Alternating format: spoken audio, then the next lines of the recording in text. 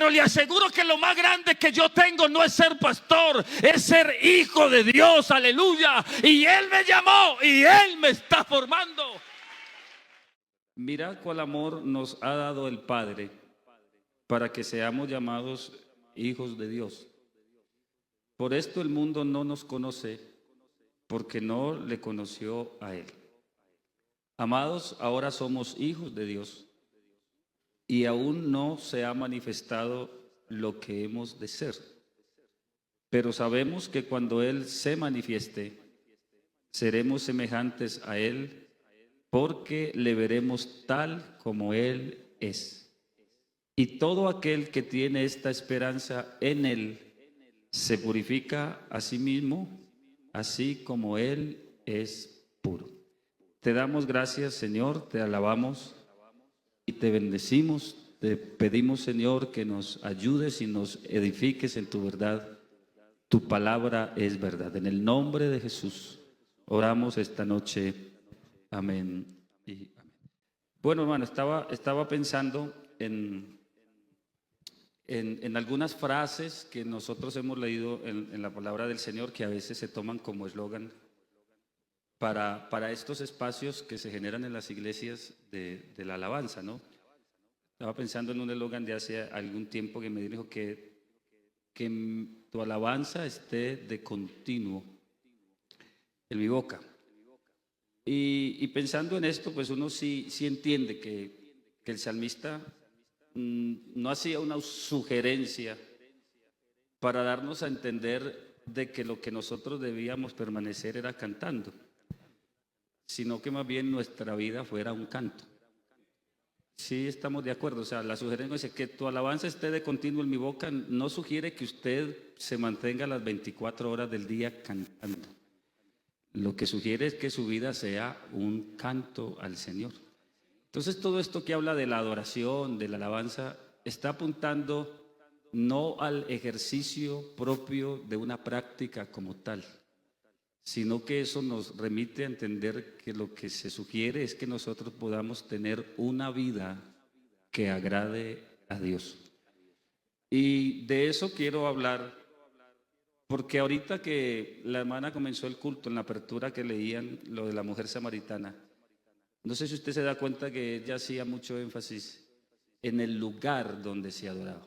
Y ustedes adoran en Jerusalén, nosotros adoramos en el monte Gerizim. Pero el Señor quiso darle a entender que esto había cambiado, que lo relevante no era el lugar, que ya no era un lugar lo que importaría para adorar a Dios, que Dios lo que estaba buscando era personas que pudieran vivir para Él. Por eso el cristianismo no es un evento, el cristianismo es una vida donde se hacen eventos, pero no es un evento. Entonces, si a mí me invitan a adorar a Dios, yo entiendo que la invitación que me están haciendo es a vivir para Dios. Y a vivir no de cualquier manera, de la manera que Él quiere que nosotros vivamos. En estos versículos que hemos leído, dice que todo aquel que tiene esta esperanza en Él se purifica a sí mismo, como Él es puro. Así que, sin lugar a dudas, la iglesia es una obra de arte en las manos del Señor. Y si bien pudiera existir entre nosotros diferencias en cuanto a gustos, colores, olores o sabores, tenemos algo en común esta noche, y es la esperanza de poder verle a Él algún día tal como Él es. Estamos aquí todos esperando la manifestación gloriosa de nuestro gran Dios y Salvador Jesucristo. La Biblia nos sugiere entonces que para poder lograr eso, entonces pudiéramos nosotros purificarnos a sí mismos como Él es puro. Es decir, de que pudiéramos nosotros vivir en santidad para Él, de agradarle, de vivir alejados del mal, de todo lo malo, de todo lo vano, de todo aquello que pueda interrumpir nuestra relación con Él, de todo aquello que nos impida llegar a la meta final, porque el fin de la fe es la salvación de nuestras almas. Así que vivir para Él en santidad, creo yo que es algo que no tiene discusión entre nosotros. De antemano, entendiendo que la santidad, escúcheme, es un atributo exclusivo de Dios. Nadie aquí podría lograr ser santo por medio de las prácticas religiosas que él realiza. Yo quiero que usted me entienda, porque es que la santidad es un atributo único y exclusivo de Dios. La Biblia dice, solo tú eres santo. Dios tiene atributos que son absolutos y otros que son morales. Los atributos absolutos Él no nos los comparte porque nos asiste una limitación que no pudiéramos recibirlo. Le voy a poner un ejemplo. Él es omnipresente, es decir, Él está en todas partes. Ese atributo no lo pudiera compartir Él con usted o conmigo, porque nosotros nos limita la parte física que tenemos. Es decir, yo no puedo estar sino en un lugar a la vez. Así que ese atributo de la omnipresencia de Dios no lo comparte Él con nadie. El único que puede estar en todas partes a la vez es Dios. Usted y yo no. Ni tampoco el de ser todopoderosos. El único todopoderoso aquí es Dios. Eso nos lo han enseñado. Aquí, hermano, por mucha fe que usted tenga, su fe está limitada a la voluntad de Dios. Dice, hermanos, tiene mucho poder o tiene, déjese de eso. Aquí el que tiene todo el poder es Dios. ¿Cierto que sí? Nadie, Dios, solo Dios. Él es el único todopoderoso. Yo escuchaba de los que saben, porque lo orientan mucho a uno, pero dice, hermano, imagínese que el diablo estaba aquí. Él dijo, bueno, si está el diablo aquí, no puede estar en otro lado. En el momento que el diablo esté dando vueltas por la campiña, no podrá estar en Sabaneta. El problema es que hay hermanos que dicen que se le apareció el diablo y otro dice que se le apareció allá. Entonces yo no creo, porque él está aquí o está allá. Él no está en dos lugares a la vez. Él es tan limitado como nosotros. Así que él tiene un problema con los cristianos. Si a usted lo persigue el diablo, muy de malas en parte. Sí, porque es que, hermano, imagínate, ¿cierto, David? Entonces hay gente que vive como ahí, con mucha sugestión de eso, hermano. A mí no me importa tanto si está aquí o allá. Yo tengo la certeza que conmigo está el que sí puede estar aquí y puede estar allá. ¿Sí o no? Así que tenemos un Dios maravilloso.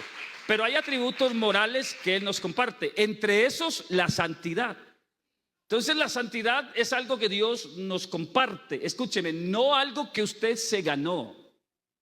Es algo que Dios le compartió. ¿Sí me comprende esa parte? Es decir, mire, la Biblia dice que en el encuentro del Señor con Moisés, Él le dijo, no te acerques a mí, a menos que quites la sandalia de tus pies. Porque el lugar donde estás, ¿qué tierra santa es? Entonces, lo que nosotros entendemos es que ese lugar era santo, no porque exista una tierra que sea santa, es porque en ese momento estaba el Dios que es santo. Perdóneme, hermano, la tierra santa no existe. Es que no hay nada que de por sí pueda ser santo. No hay ningún material, ni ningún objeto, ni nada en este mundo que sea santo. No lo hay. El único santo es Dios. Así que lo que hizo santo esa tierra en ese momento fue Él. Porque donde Él está, Él santifica lo que toca. ¿Sí me comprende? Lo que Él toca, lo santifica. Así que aquí no existe un pocillo santo, una silla santa, un micrófono santo, nada, un púlpito santo, no. Esto se apartó para Dios, por eso fue que se santificó. Es decir, este lugar es santo no por el letrero. Este lugar es santo porque se apartó para Dios. Aquí se oró para que Dios hiciera aquí maravillas. El día que Dios se vaya, esto sigue siendo un lugar común y corriente. Pero eso es lo que nosotros no queremos, porque esto tiene sentido, es porque esto aquí se apartó para Dios. Entonces, fíjese que a mí me están pidiendo que viva en santidad. Y yo tengo que entender eso, cómo se logra. Porque a menos que yo lo comprenda, yo pudiera estar haciendo algunas cosas que parecieran que están logrando el objetivo y no. Porque la propuesta aquí es vivir para Él. ¿Sí me comprende? Dice, el que tiene esa esperanza se purifica a sí mismo, así como Él es puro. Ya le decía, hermano, ¿y uno cómo se purifica? Él dijo, sencillo, purificándose. Entonces el problema es que a veces nos enseñan el qué, ¿cierto, hermano? Y el qué. Hermano, hay que ser santo porque Él es santo. Amén. Eso, ¿quién lo discute?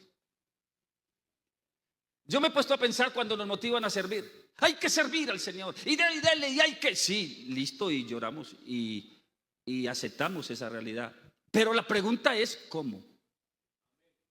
Pero yo le digo, hermano, hay que servir a Cristo el Señor. Si se dice, ¿cómo? Y yo a veces me he puesto a pensar que si uno pudiera leer la mente de los creyentes, así como se leen los pensamientos de las caricaturas, porque las caricaturas te enseñan cuando Él está hablando y cuando está pensando. ¿Usted ha leído caricaturas? Cuando está pensando son unas bolitas así, para darnos a entender. Yo le aseguro que a más de uno tendrían que coger un borrador espiritual y decir, no, así no, y borrarnos, hermano. Porque cuando uno lo invitan a servir, hermana, es porque a uno le pasó. Se van a darle que sirva al Señor. Y yo decía, ay, cuando me dejaran cantar un coro.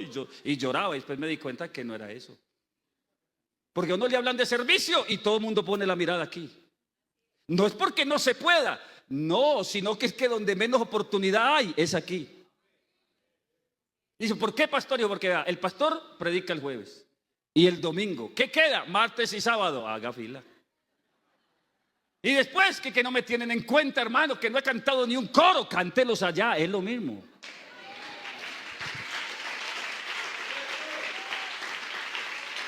Si lo canta ya o aquí, se lo aseguro. No es retórica, es que es verdad. Es decir, para el Dios para el que vivimos, hermano, si lo hacemos de corazón, no importa donde te pares, la plataforma es muy grande. Para Dios sería igual que lo hiciera de corazón allá o aquí. ¿Sí o no? Y el servicio es una cosa muy amplia, que el servir es un estilo de vida, donde hay que ampliar la plataforma. Se lo pongo como ejemplo porque cuando se habla de santo, dice, hermano, para que sea santo. Y uno dice, ¿y cómo?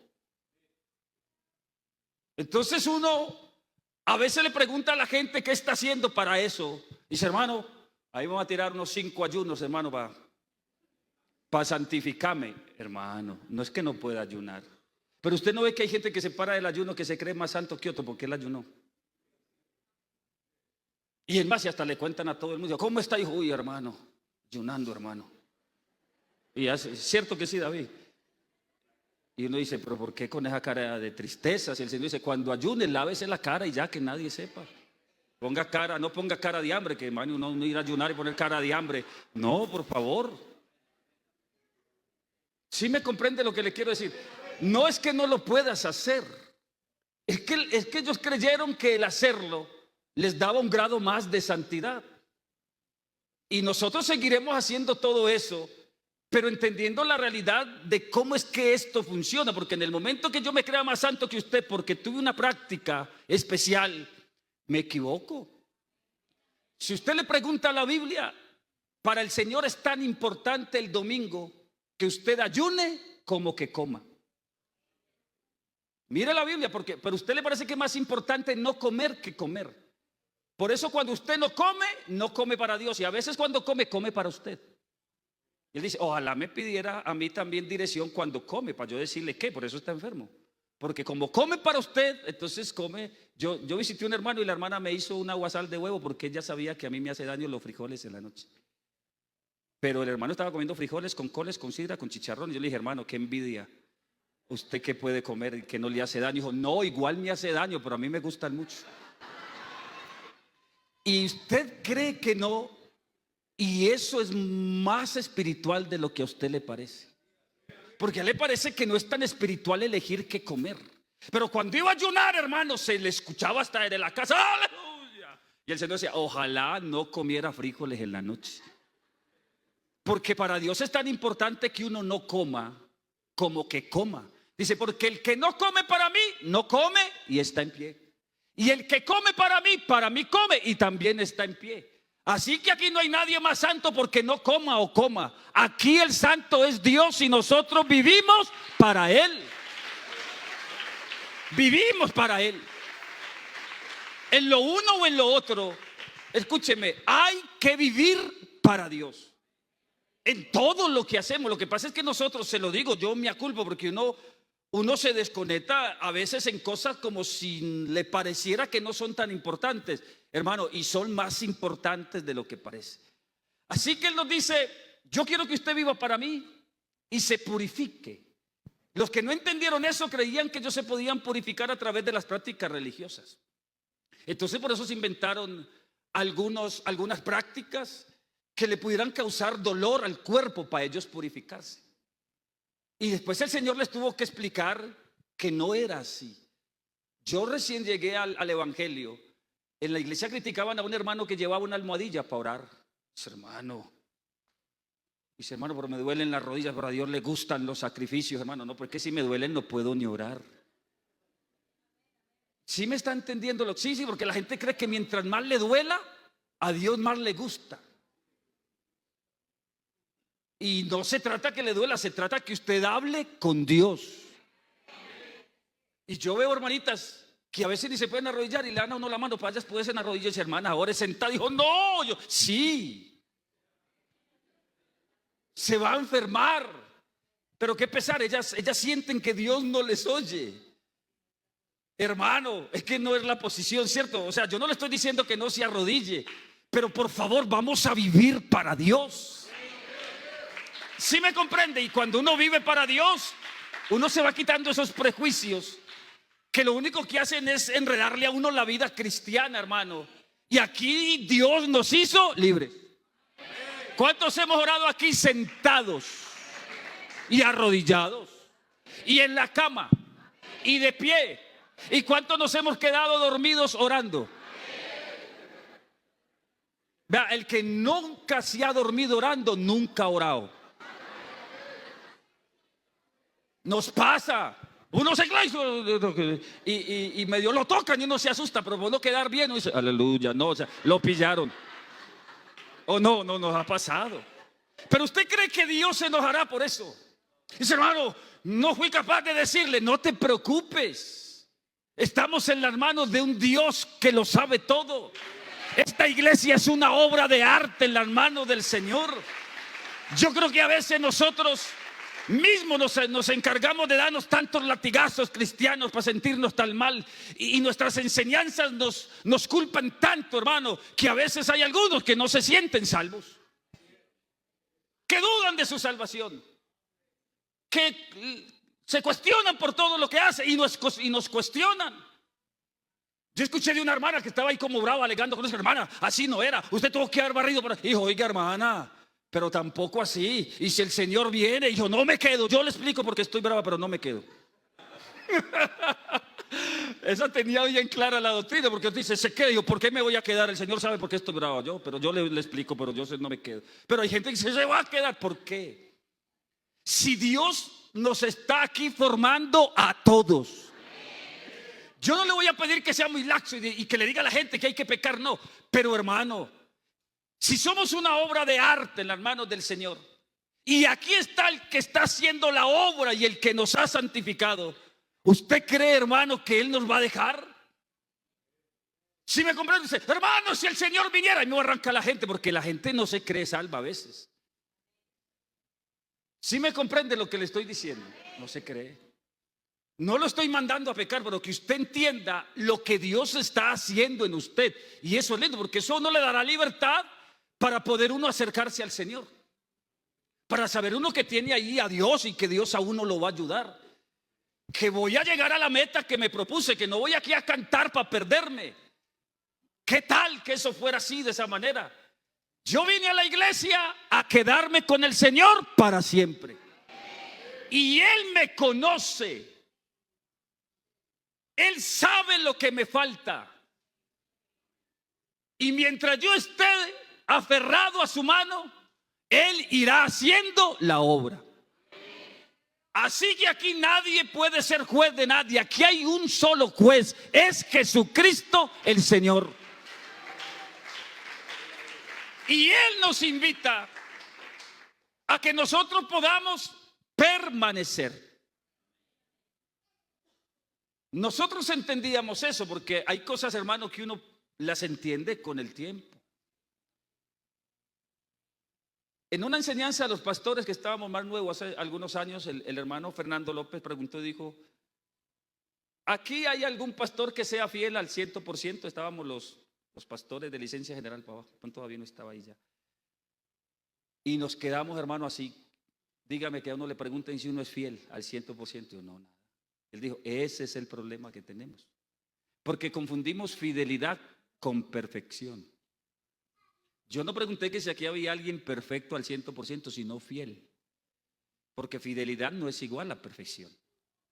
La Biblia dice: mis ojos pondré sobre los fieles de la tierra para que estén conmigo, y el que ande en el camino de la perfección, o sea que somos fieles imperfectos, todos.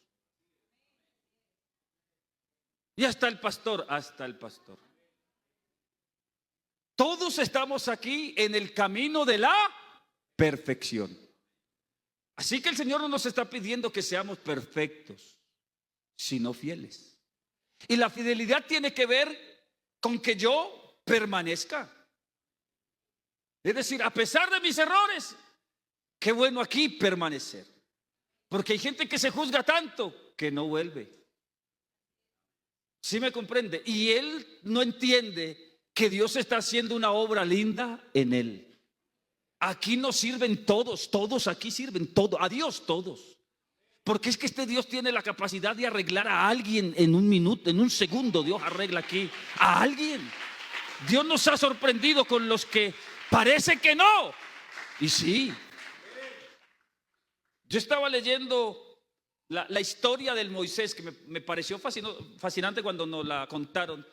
El Moisés es una obra de arte de Miguel Ángel. Es una escultura hermosa. Dice que cuando le llevaron el bloque de mármol, algunos dicen que podía pesar entre 5 y 15 toneladas, un bloque de mármol. Esculpieron el Moisés en un bloque de mármol, hermano. Pero usted ve esa escultura, hermano, es una cosa, la barba. Si alcanzan a ver las venas en los pies del Moisés. Imagínense esa escultura. Pero a él le llevaron un bloque así. Y le dijeron los ayudantes: maestro, ¿cómo lo ve? ¿Y sabe qué respondió Miguel Ángel? Dijo: perfecto. Pero ellos no veían en un bloque.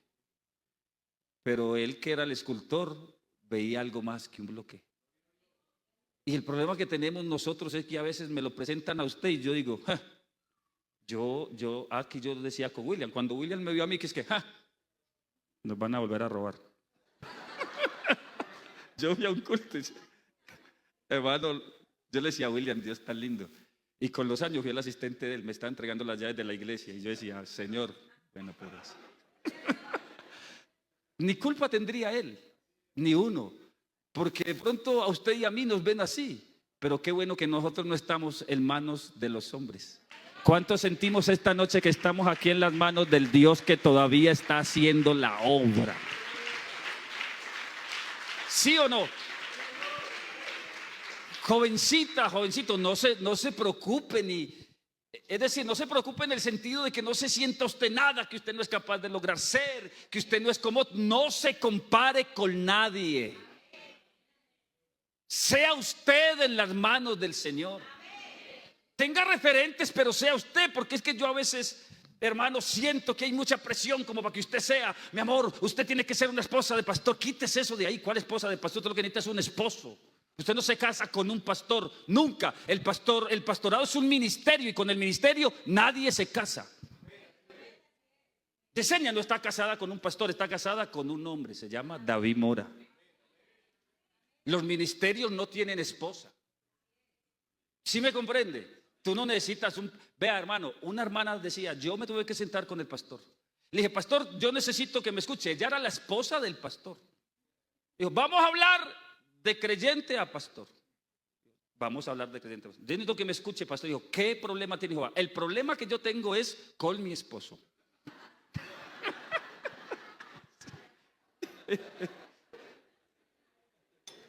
Sí, porque ella se había casado era con el esposo, no con el pastor. Y él tuvo que decir, cuénteme con confianza. Y ella le tuvo que contar.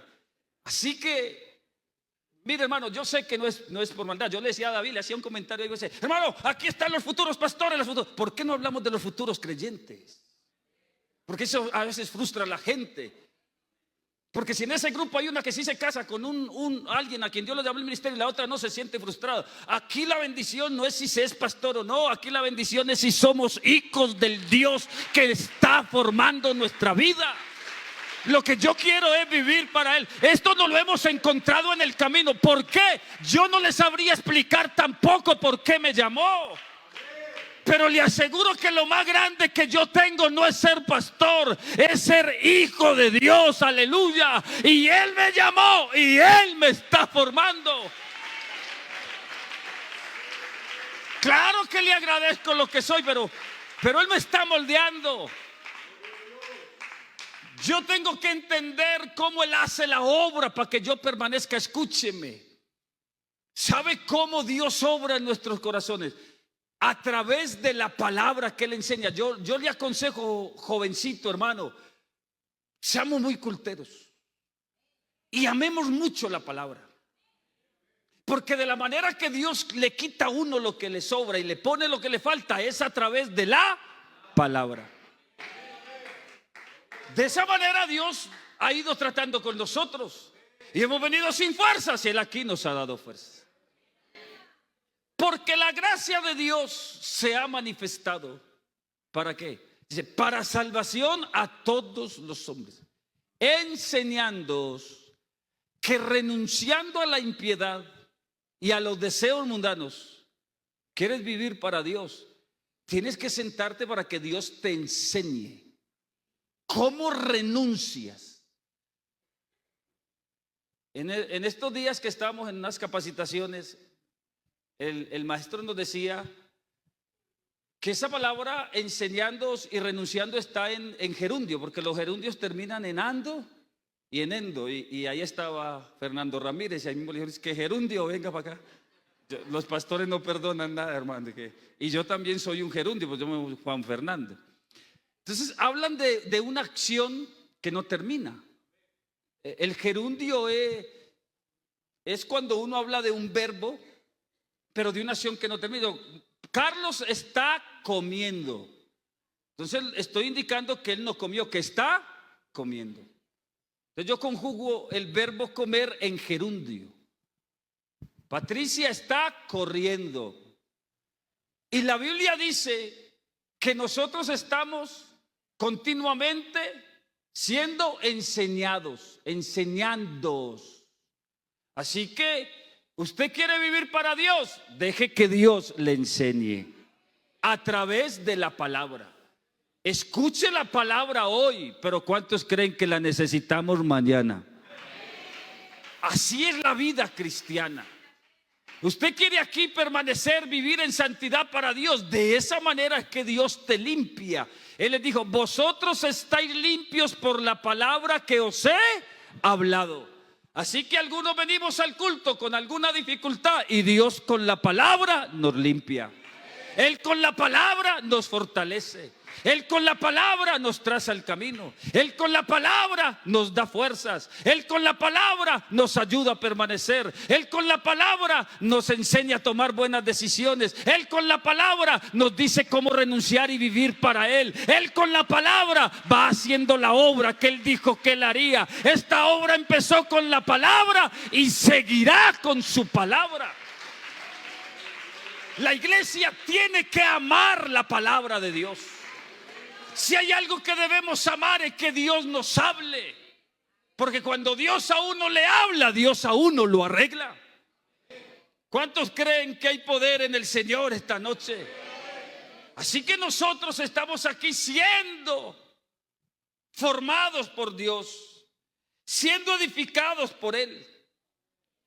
Y claro, permitiéndole a Él Porque esto es un asunto de nuestra voluntad, de que Él haga cosas gloriosas en nuestra vida. Así que si yo quiero ser un adorador en espíritu y en verdad, tengo que andar por esa línea, porque ahí Dios me enseñará los valores de la vida cristiana. ¿Cómo es que a Él le gustan las cosas? ¿Cómo es que yo debo vivir realmente para Él? ¿Cómo es que yo debo agradarle? Aleluya. ¿Cómo debo servirle? ¿Cómo debo tomar decisiones? Todo. Y eso es lo que queremos alcanzar.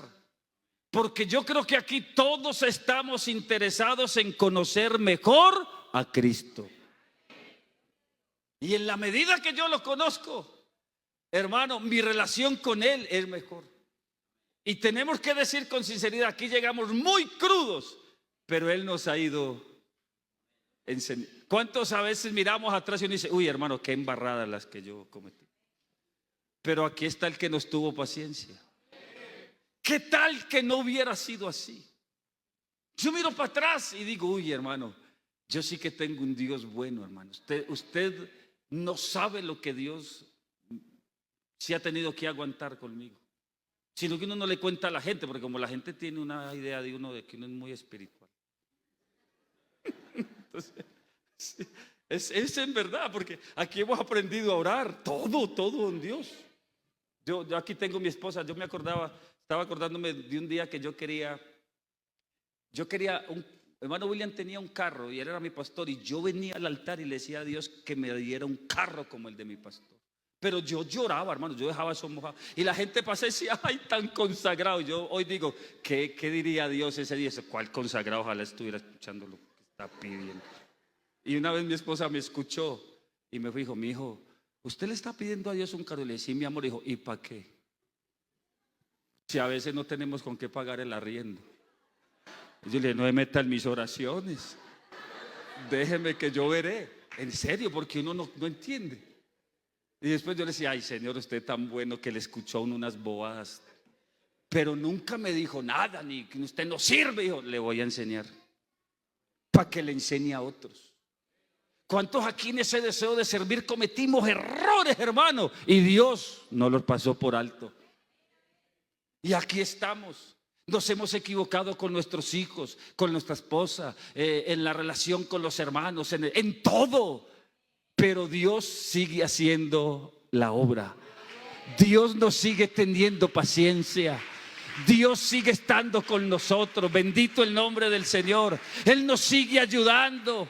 Aleluya. ¿Cuántos aquí agradecemos la paciencia de Dios con nosotros para poder permanecer? Él nos sigue diciendo tantas cosas. ¿Y cuántos queremos seguir agradándole a Él en todo? Yo quiero eso. Eso sí, que Dios nos ayude a tener un corazón humilde para reconocer, para poder entender qué es lo que Dios desea que cambiemos y que le permitamos, porque es un asunto de nuestra voluntad, y que le permitamos a Él hacer la obra. Así que si yo permanezco y le permito a Dios que Él vaya haciendo la obra, yo podré ser un adorador en espíritu y en verdad. Porque, hermano, vea, déjeme decirlo así, perdóneme, es muy lindo cuando alguien se equivoca sinceramente. Pareciera raro porque hay gente que se equivoca sinceramente. Que dice, uy, hermano, en verdad, qué pena, no sabía. Y Dios no te juzga por eso. Y aquí nos hemos equivocado sinceramente muchos, pero Dios nos ha enseñado. Porque Dios valora esa buena voluntad del corazón. Dios valora esa sinceridad, esa sencillez, ese deseo que alguien tiene de solo agradarle. Aquí hemos hecho cosas que de pronto no han estado tan bien por agradarle nomás, y después Él nos ha enseñado cómo. Bendito el nombre del Señor. Y aquí estamos y nos seguirá enseñando. Y nos seguiremos equivocando, porque aquí el único perfecto es Él. Pero ¿sabe qué ventaja tenemos? que podemos contar con su gracia, con su amor. Podemos contar con todo lo que Él ha dispuesto para nosotros. Porque si hay aquí alguien interesado en que nosotros podamos terminar bien y seguir adelante, es el Señor Jesucristo. Así que estos espacios son los espacios para contarle a Él lo débiles que somos. Usted quiere adorar en espíritu y en verdad, no le oculte a Dios lo que Él sabe de usted. Dígaselo. Y el día que usted llegue disgustado porque la vida no le sonrió ese día, dígale lo disgustado que está y hasta dígale: Señor, no quiero ni cantar. Y no cante, se lo aconsejo. Porque es su relación con Dios. Yo he llegado a veces tan angustiado que no he querido ni cantar, pero Él conoce y sabe que mis lágrimas sinceras son un canto para Él. Porque el Dios de esta iglesia sí que ama la verdad en lo íntimo. A Él no quiere gente perfecta, Él quiere gente sincera.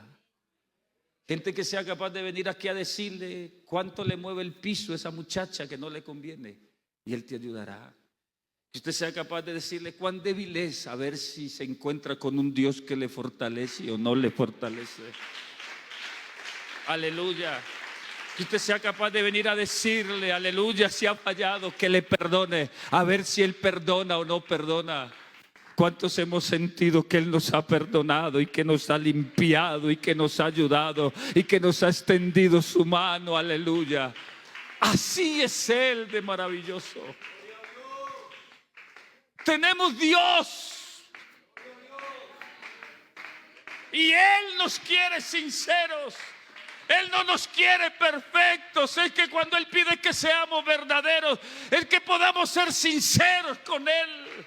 Él nos conoce como nadie. Y yo con un Dios así no me voy a perder ni voy a fracasar. Y si he fracasado, estoy seguro que Él me levanta. Él me llamó, Él me sostendrá, Él me ayudará.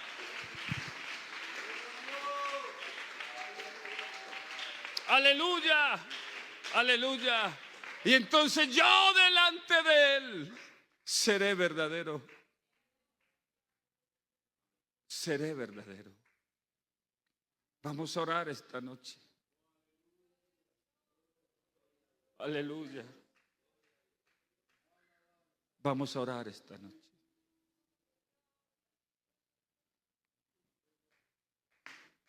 Esta vida tiene que ser sin apariencias, sin máscaras, sin nada.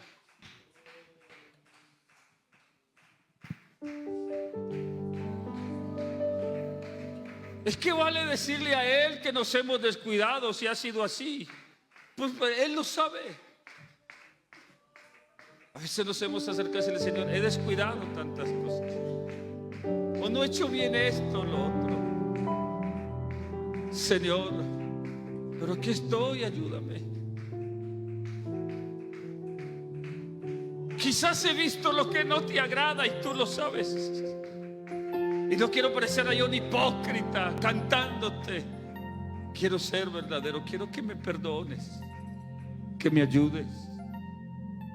He hecho quizás lo que no está bien. Y sé que de pronto estarás un poquito disgustado conmigo y hasta mi conciencia o el enemigo me señala.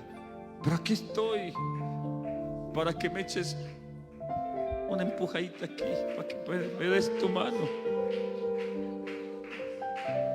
Porque te amo y porque usted es todo para mí, porque yo sin usted no puedo vivir. Aleluya, aleluya.